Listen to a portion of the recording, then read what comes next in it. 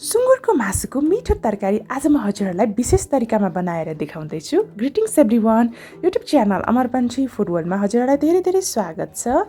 हामीमध्ये धेरैजनाले pork curry भनेपछि एकदमै फेभरेट पनि हो र बनाउन पनि एकदमै सजिलो छ। यो तरिकाले पोर्क बोइल गरिरहनु पर्दैन है। लगभग 31 मिनेटमा यो सजिलैसँगले तयार हुन्छ। यसको लागि चाहिँ मैले पोर्क आधा केजी लिएँ र यसरी छाला मासु र बोसो नछुट्टिने गरेर मजाले काटेँ। त्यसपछि तोरीको तेल धेरै चाहिँदैन, 2-3 चम्चा भए पुग्छ। एउटा ठुलो प्याजलाई मसिनोसँगले काटेँ, हरियो खुर्सानी 3वटा जति, साथसाथै गोलभेडा 3वटा, धनियाँको केही पत्ताहरू, नुन 1 चम्चा, गरम मसला 1 चम्चा, त्यसपछि जिराको दानाहरू आधा चम्चा र धनियाँको दानाहरू आधा चम्चा जति लिएँ मैले। यसरी नुन चाहिँ स्वाद अनुसार राख्न सक्नुहुन्छ हजुरहरूले है। हजुरहरूले कालो नुन राख्नुभयो भने अझै मिठो हुन्छ, बिरे नुन। त्यसपछि गरम मसलाहरूमा चाहिँ मैले सुकमेल 4वटा, ल्वाङ 4वटा, मरिच 12वटा जति र यो लामो मरिच अथवा पिप्ला चाहिँ 3 ग्राम, अलैँची 2वटा र तेजपत्ता 2वटा लिएँ। यदि हजुरहरूलाई गरम मसला धेरै मन पर्दैन भने चाहिँ तेजपत्ता मात्रै युज गर्नुभए पनि हुन्छ, तर मलाई चाहिँ मन पर्ने भएर मैले सबै युज गरेँ। लसुन अदुवाको पेस्ट 3 चम्चामा मैले यसरी मजाले कुटेँ। यो हाम्रो मरिच चाहिँ यो पोर्क करी बनाउँदाखेरि चाहिँ पुरा धुलो पिठो बनाइराख्नु पर्दैन, हल्का थिच्ने मात्रै हो लसुन अदुवालाई है। त्यसपछि तेल राखेँ, तेल चाहिँ धेरै नराख्नु होला है, पोर्कबाट आफै नै बोसो निस्किन्छ। तेल तातिसकेपछि मैले यसरी सबै गरम मसलाहरू, तेजपत्ता र खुर्सानीलाई मजाले फ्राई गर्दैछु। बनाउन एकदमै सजिलो छ यो तरिकाले चाहिँ है, घरमै पाइने सामग्रीहरूबाटै सजिलै तयार हुन्छ। त्यसपछि प्याज र जिरा धनियाँलाई पनि राखिदिएँ यसरी। खास गरेर जिरा धनियाँ पुऱ्याउँदाखेरि एकदमै टेस्टी हुन्छ पोर्क करीमा। यो करीमा हजुरहरूले झोल राखेर खान पनि सक्नुहुन्छ वा मैले जस्तै यतिकै पनि बनाउन सक्नुहुन्छ। यसलाई हजुरहरूले खाना, रोटी, नान, परोठा जेसँग खानु भए पनि हुन्छ।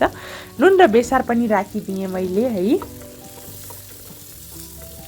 खास गरेर चाहिँ पोर्क करी चाहिँ घरमा, सबैको घरमा चाहिँ प्रेसर कुकरमा पकाउने गरिन्छ, तर यसरी पकाउँदाखेरि अझ बढी मिठो लाग्छ मलाई चाहिँ है। त्यसपछि पोर्कलाई पनि राखिदिएँ मैले यसरी। हजुरहरू चाहिँ घरमा कुन तरिकाले पकाउनुहुन्छ त हजुरहरूले कमेन्ट चाहिँ गरिदिनुहोस् है त तल। साथसाथै हजुरहरूले मेरो च्यानल अमर पन्छी फुड वर्ल्डलाई सब्सक्राइब गर्नुभएको छैन भने प्लिज सब्सक्राइब पनि गरिदिनु होला है। मजाले मिक्स गर्नुपर्छ यसलाई र अब चाहिँ यसलाई यत्तिकै नै 10 मिनट मजाले पकाउने हो है। एकदमै ठुलो आँचमा, हाई फ्लेममा चाहिँ 10 मिनट पकाउने हो सुरुमा। यसलाई यसरी बिचबिचमा चलाइकन पकाउनु पर्छ है। यो रेसिपीको लागि चाहिँ प्याज गोल्डन ब्राउन भइराख्नु पर्दैन, पोर्क फ्राई गर्दै नै प्याज पनि गोल्डन ब्राउन आफै हुन्छ। अर्को 7 मिनट पनि फेरि मैले हाई फ्लेममा पकाएँ। टोटलमा 17 मिनट चाहिँ हामीले हाई फ्लेममा नै पकाइदिन्छौँ।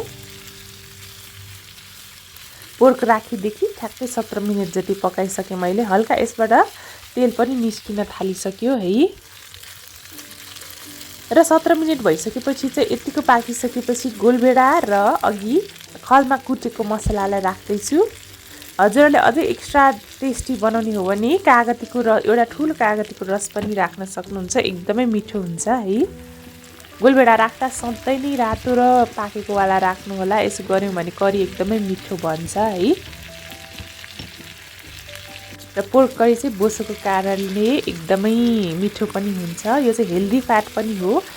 दैनिक रूपमा चाहिँ यो फ्याट खासै स्वास्थ्यको लागि राम्रो नमानिए पनि हप्तामा एकचोटि खाँदाखेरि चाहिँ केही फरक पर्दैन।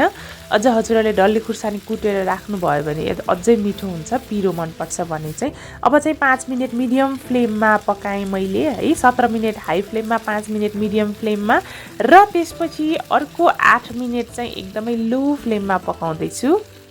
टोटलमा लगभग 31 मिनट जति हामीले पकाउनु पर्छ राम्ररी पाक्नको लागि चाहिँ है।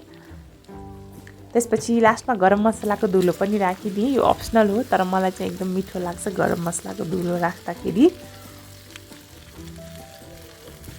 हजुरहरूलाई कुनै पनि रेसिपी मैले बनाएको हेर्न मनपर्छ भने तल कमेन्ट सेक्सनमा कमेन्ट गर्न सक्नुहुन्छ।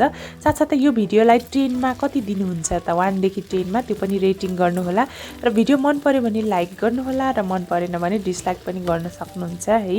भिडियो कस्तो बन्यो भनेर प्रतिक्रिया दिन चाहिँ नबिर्सिनु होला है त। हेर्नुहोस् त कति मजाले तयार हुँदैछ।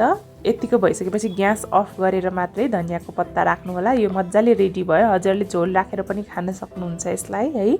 मलाई चाहिँ यतिकै नै मिठो लाग्छ। खास गरेर ड्रिङ्क्ससँग खाँदाखेरि एकदमै टेस्टी बन्छ।